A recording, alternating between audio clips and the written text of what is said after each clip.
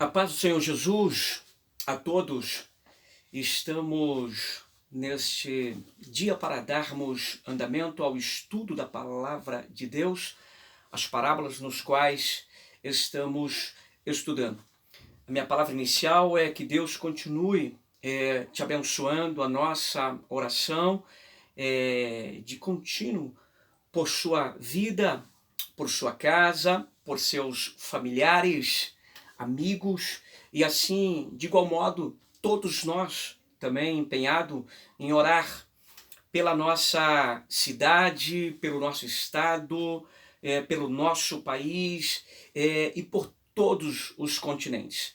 Vamos nos manter firme em oração, pedindo uma intervenção da parte do nosso bom Deus. Ele tem os meios, os recursos, com uma palavra, com um gesto, Deus pode mudar todo o cenário. E Deus é soberano também sobre aquilo que faz, e estamos sobre os pés do Senhor, sobre a orientação dele, e queremos permanecer assim, mantendo a nossa fé em Cristo Jesus. Okay? Então vamos dar prosseguimento, lição de número 2. Nós estamos falando da parábola do escriba e do pai de família. Isto no Evangelho escrito pelo apóstolo Mateus, capítulo de número 13, versos 51 e os versos e o verso 52, versos 51 e 52. 51. E disse-lhes Jesus: entendestes todas estas coisas? Disseram-lhe eles: sim, Senhor. E ele disse-lhes: por isto, todo escriba instruído acerca do reino dos céus é semelhante a um pai de família que tira do seu tesouro coisas novas e velhas. Okay? Então, vamos continuar nesses 2 versículos. Nós temos aqui ainda porções de lições a serem conhecidas por todos nós. Bom? Então, aonde o senhor, a senhora estiver estudando, em sua casa, ou talvez no seu trabalho, a pessoas dentro da categoria dos serviços essenciais, então talvez seja o senhor, a senhora, seja abençoado pelo poder da palavra de Deus, que o Senhor os guarde sobre todos os modos. Bom, a nossa oração por tua vida que está aí frente aos serviços essenciais, ou você que está também ouvindo esta palavra, esse estudo no seu carro ou quaisquer outros ambientes possíveis, que o Espírito Santo possa nos ajudar na compreensão da palavra do nosso Senhor. Algumas pessoas, mediante o estudo do dia de ontem, a lição de número 1, me perguntaram sobre a questão de estar também enviando esse estudo a outras pessoas. Quero só reafirmar, isto é a palavra de Deus. Nós devemos propagar, nós devemos compartilhar, nós devemos aí levar a todas as possibilidades de contatos para que o maior número de pessoas possam ouvir a palavra de Deus, ser abençoado por ela. Então, por favor, faça isso aos seus contatos, leve adiante esse estudo da maneira que entender. Bom, fica aqui essa reafirmação desta informação estabelecida a todos. Compartilhe a palavra de Deus. Lido o texto, vamos fazer como procuramos todas as vezes que estamos estudando a palavra de Deus, para efeito didático, resgatarmos algumas coisas já mencionadas como forma de aliar a compreensão ao assunto mencionado e assim darmos prosseguimento, tá bom? Então, capítulo 13, nós temos 8 parábolas. Nós estamos tratando da 8ª parábola. As 4 primeiras, Jesus faz a preleção, a pregação, o ensino a uma multidão. E também os discípulos estão presentes. A primeira parábola, a parábola do semeador. A segunda parábola, a parábola do trigo e do joio. A terceira parábola, a parábola do grão de mostarda. A quarta parábola, a parábola do fermento. Depois dessas 4 parábolas, Jesus vai para casa. Versículo 36 mostra-nos que, estando Jesus em sua casa, os discípulos, tendo despedido a multidão, versículo 36, então, tendo despedido a multidão, foi Jesus para casa, e chegaram ao pé dele os seus discípulos, dizendo: explica-nos a parábola do joio e do campo. Então, assim que Jesus chega em sua casa, os discípulos com ele vai até os pés do mestre, como forma de buscar saber mais. Toda pessoa que ouve a palavra de Deus, por ela é tocada e tem essa motivação provinda da ação do Espírito Santo de querer saber mais, ter mais fome de Deus, sede da palavra. Que o Espírito Santo possa, assim, produzir cada vez mais esse desejo na tua vida e também na vida de todos quanto ouvir a mensagem de Cristo por intermédio da tua pessoa. Sendo assim, então, a 5ª parábola, a parábola do tesouro escondido, a parábola da pérola de grande valor, e a 7ª parábola, a parábola da rede. A parábola da rede é mencionada para que os discípulos possam compreender que para uma pessoa jogar a rede, propagar o evangelho, é fundamental que compreenda primeiro o que Jesus trouxe enquanto ensinamento precedente. É importante conhecer valores no reino de Deus. É importante conhecer os valores do reino dos céus, nos quais está sendo aqui mencionado. É importante saber valor de uma alma. Então a pessoa saberá jogar a rede, terá profundo desejo de jogar a rede, de pregar o evangelho, porque aprendeu o que é valor no reino de Deus, o que é valor no reino dos céus. Okay? É importante que quando nós lemos a parábola da rede, versículo de número 47, versículo de número 47 do capítulo 13, versículo 47. Igualmente, o reino dos céus é semelhante a uma rede lançada ao mar, que apanha toda qualidade de peixe. Nessa versão, toda qualidade de peixe. Nós temos aqui o termo todo, ou toda qualidade, que é a forma completa do versículo, toda qualidade. Isto demonstra o fato de que a palavra toda qualidade, uma expressão grega genus é tipo, né? Todo tipo, que também tem o significado na terminologia grega de tribo. O que está sendo dito no versículo 47, toda qualidade, apanha toda qualidade, todo tipo de peixe, ou essa expressão todas as tribos, refere-se ao fato de que a mensagem da cruz é uma mensagem para todos os homens, para todas as tribos, todos os povos, todas as nações, a ser propagada em todos os continentes. Toda mensagem da cruz está centrada na morte e ressurreição de Jesus. Esse é o resumo da mensagem da cruz. morte e ressurreição de Cristo no terceiro dia. Essa mensagem que é boa nova serve a todos os homens em quaisquer parte da esfera terrestre.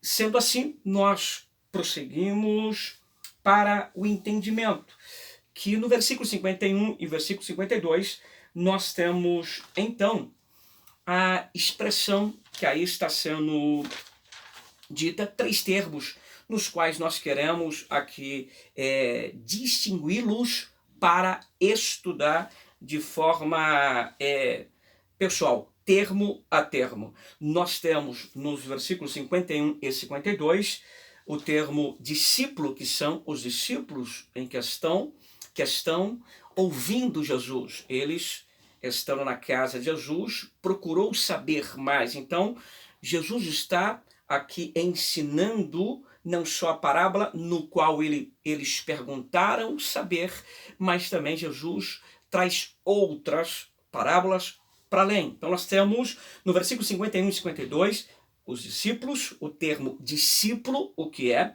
Nós temos também Jesus trazendo nessa parábola a expressão pai de família. Nós temos ainda a expressão tesouro. Então, discípulo, pai de família e tesouro. Esse pai de família tira do seu tesouro. Então nós vamos hoje, para a lição de hoje, estudarmos sobre o termo discípulo. E assim nós o faremos na sequência os outros 2 termos também. Bom, pai de família, e depois estudaremos separadamente o termo tesouro dentro desse versículo. Quando nós olhamos para o termo discípulo, nós temos aqui alguns conceitos a sermos orientados pela palavra no que refere-se à compreensão do que é ser um discípulo, o que a Bíblia define enquanto ser discípulo de Cristo.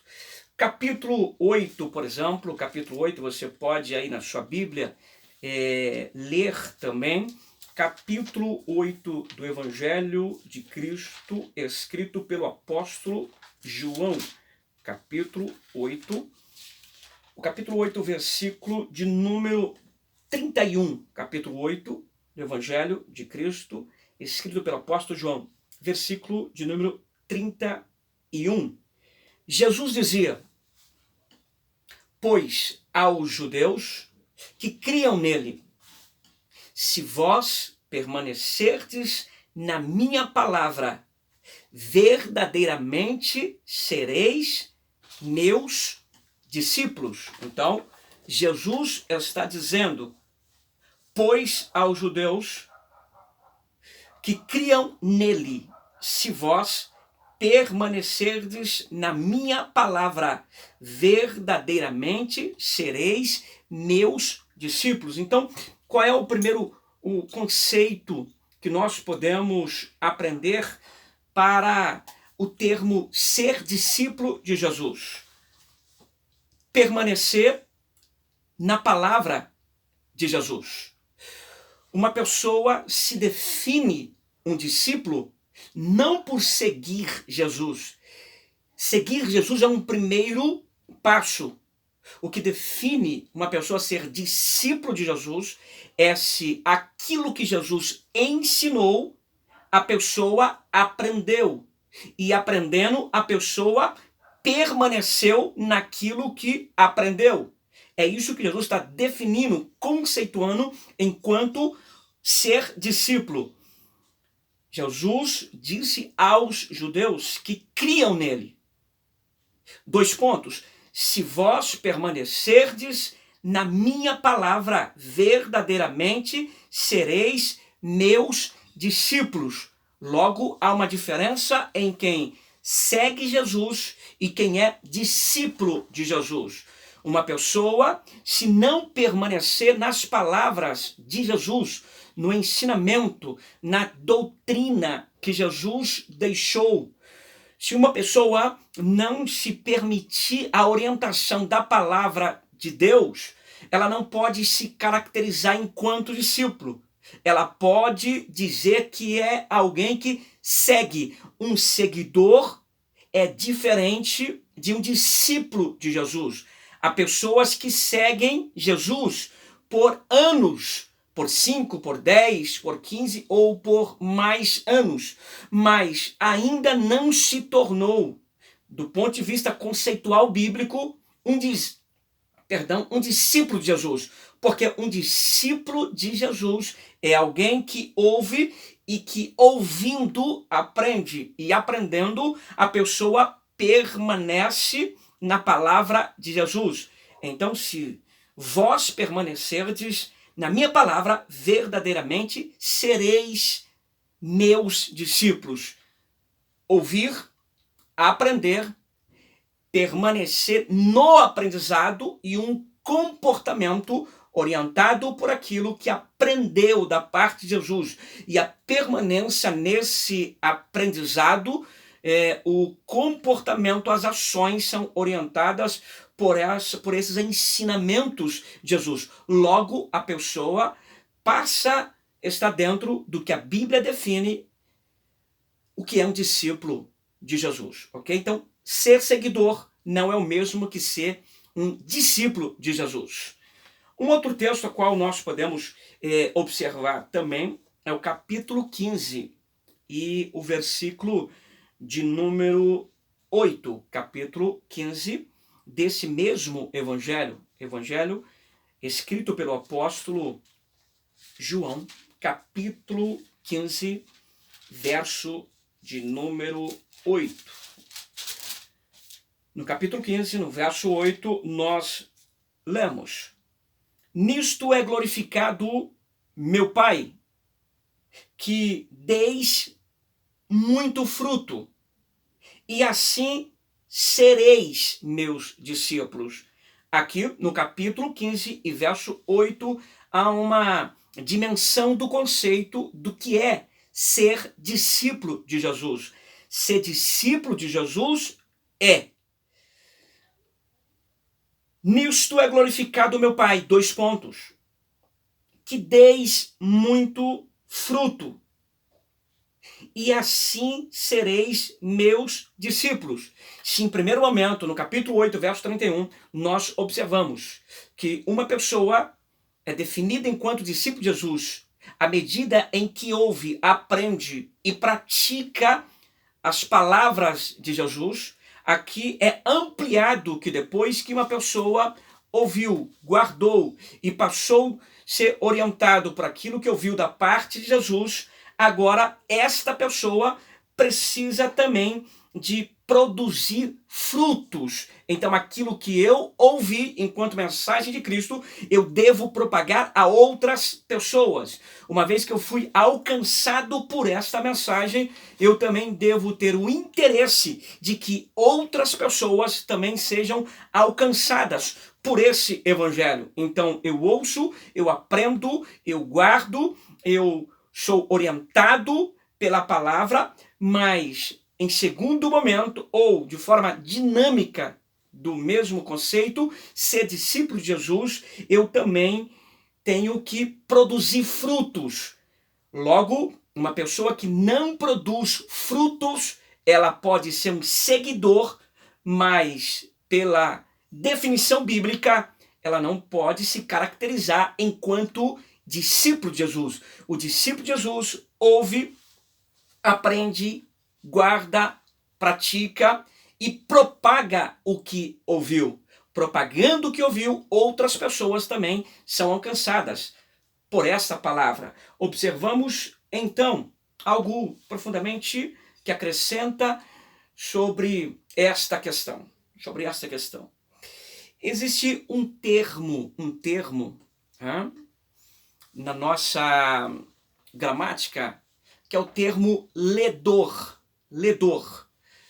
Ledor é um leitor que bem devoto, é um leitor assíduo, é um leitor disciplinado, alguém com muita vontade para leitura. Ledor, L-E-D de dado O-I-R, ledor. O ledor, além de ser um significado para um leitor que tem muita vontade, devoção à leitura, também e se caracterizava esse termo as pessoas que liam para deficientes visuais. Hoje nós temos aí o Braille que auxiliam pessoas com deficiência visual. Quando esse recurso não estava disponível, era o ledor enquanto uma função, a função do ledor. A pessoa lia para o deficiente visual. Então, na medida em que o deficiente visual ouvia os escritos, seja este da palavra ou quaisquer outros escritos, a pessoa entrava em contato com o conhecimento. E o conhecimento, de certa forma, ela amplia a forma de percepção de um indivíduo.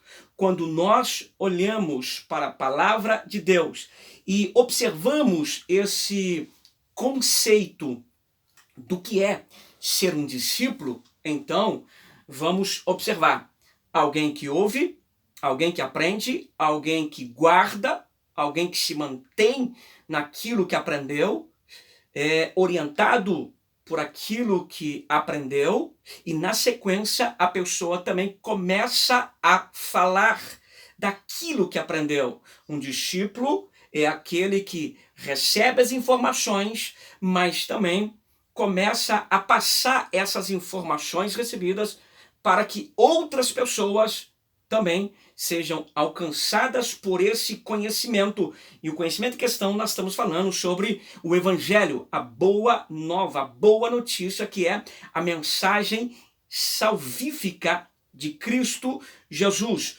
Uma pessoa precisa ser um ledor, um discípulo é um ledor, é alguém que lê para outros. Mas por que eu utilizo esse recurso de compreensão histórica do ledor, que era alguém que lia para um deficiente visual?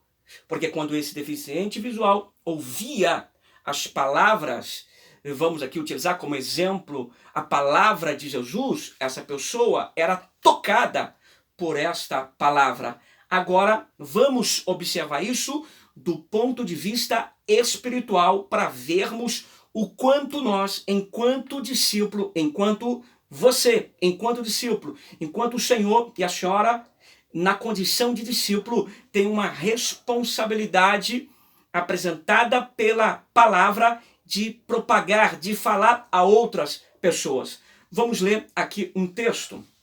Esse texto é a carta do apóstolo Paulo à igreja de Éfeso, no capítulo 1. Quando nós observamos esse texto, que é um texto do primeiro capítulo da carta do apóstolo Paulo, você pode aí também recorrer à tua Bíblia para ler. É o capítulo 1 da carta aos Efésios, do versículo 15 ao versículo de número 20. Do versículo 15 ao versículo de número 20. 15. Pelo que, ouvindo eu também a fé que entre vós há no Senhor Jesus e a vossa caridade para com todos os santos, não cesso de dar graças a Deus por vós, lembrando-me de vós nas minhas orações, para que o Deus de nosso Senhor Jesus Cristo, o Pai da glória, vos dê em seu conhecimento o espírito de sabedoria e de revelação. 18. Tendo iluminados os olhos do vosso entendimento, tendo iluminados os olhos do vosso entendimento. Para quê? Então, para qual objetivo? Para que saibais qual seja a esperança da sua vocação e quais as riquezas da glória da sua herança nos santos. Então, observa o verso 18, tendo iluminados os olhos do vosso entendimento. Para quê? Para qual objetivo? Para que uma pessoa saiba, para que saibais qual seja a esperança, qual é a nossa esperança, qual é a vocação da nossa esperança. A vocação da nossa esperança é Cristo ressurreto e a sua volta, quando ele voltará para buscar a sua igreja. Só que o apóstolo está dizendo, tendo iluminados os olhos do vosso entendimento, os olhos do vosso entendimento, para que saibais qual a esperança da sua vocação, as quais as riquezas da glória da sua esperança nos santos. Observa que na medida em que nós falamos do evangelho, as pessoas têm o seu olhar, a visão, a visão do entendimento é o termo que o apóstolo utiliza. A visão do entendimento, a pessoa passa a ser esclarecida. Está utilizando o termo iluminado, porque a palavra é luz para o caminho. A palavra é luz para o entendimento. Percebe a dificuldade de algumas pessoas no entendimento da palavra? É porque existe alguém, e este alguém, falarei amanhã, que luta para que as pessoas não conheçam a palavra de Deus. Perceba o que disse o profeta Oséias. O povo estava perecendo por falta de conhecimento. Quando uma pessoa não tem um conhecimento de Cristo, do Evangelho, ela está em um ambiente obscuro. A iluminação vem à medida em que a palavra é propagada. Então, nesse momento, é iluminado a percepção, a visão, o ver. A pessoa consegue compreender o objetivo da mensagem da cruz. Nas lições que se seguem, eu vou falar sobre a ação do inimigo das nossas almas no seu investimento de fazer com que as pessoas não compreendam, não tenham acesso à palavra, porque não tendo acesso, não ouvindo, essas pessoas permanecem cegas. Mas aqui está essa mensagem como porção para esse momento, em que você, enquanto discípulo de Jesus, continue permanecendo no que ouviu da parte do nosso Mestre Jesus. Continue propagando essa mensagem, porque um discípulo, ele dá fruto. Ele é um ledor, ele lê para outras pessoas, ele lê para pessoas que precisam de ter o entendimento, os olhos iluminados, para que possa entrar em contato com a mensagem da cruz, entender o propósito da cruz. Que Deus continue te abençoando. Você é um discípulo de Cristo Jesus, então jamais esqueça das funções que cabe a um discípulo. Reflita sobre essa palavra, estude, leia os versículos todos que aqui estivemos lendo e seja abençoado e abençoe tantas outras pessoas também. Deus te guarde, guarde a tua família, a tua casa, todos os seus, e até a próxima lição. Até mais.